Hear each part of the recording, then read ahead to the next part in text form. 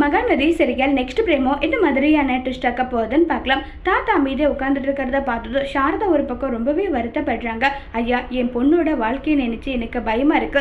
என்னதான் நீங்க எனக்கு ஆறுதல் சொன்னாலும் மனசு ஆறுனா கூட ஆற மாட்டேங்குது. மனசுக்கு ரொம்பவே கஷ்டமா இருக்கு நல்லா சொல்லி ரொம்பவே வருத்தப்பட்டும் ஃபீல் பண்ணியும் பேசிட்டு இருக்காங்க.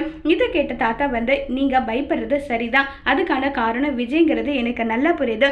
விஜய் கிட்ட பல முறை நான் சொல்லி பார்த்துட்டேன், வேண்டாம் இங்க வச்சு நம்ம காவேரிக்கு ரொம்ப மனசு கஷ்டப்படுவா, நீ வெண்ணிலாவுக்கு இங்க வச்சு ட்ரீட்மெண்ட் பார்க்க வேண்டாம் நான் சொன்னேன். ஏன் பேச்சு அவன் கேட்குற மாதிரி இல்லை நல்லா சொல்லி ரொம்ப வருத்தப்படுறாங்க. நான் வேணும்னா பேசி பார்க்கட்டுமா? யார் பேசினாலும் அவன் கேட்க மாட்டான். இப்போ அவன் ஒரு கில்ட்டி ஃபீலிங்கில் இருக்கான். என்னவுக்கு இப்படி ஒரு நிலைமை இருக்கு நல்லா சொல்லி ரொம்ப வருத்தப்பட்டும் ஃபீல் பண்ணியும் பேசிக்கிட்டு இருக்காங்க. இதனால தான் அவன் இப்படி ஒரு முடிவு எடுத்திருக்கான். உங்களுக்கு விஜய் மேலே நம்பிக்கை இருக்குல்ல, எனக்கு விஜய் மேலேயும் காவேரி மேலேயும் நம்பிக்கை இருக்கு. காவேரி விஜய் மேலே இருக்க நம்பிக்கையில தான் வெண்ணிலாவை கூட்டிட்டு வந்திருக்கா. அதே மாதிரி தான் விஜய் காவேரி மேலே உண்மையான அன்பு பாசம் வச்சிருக்காங்க.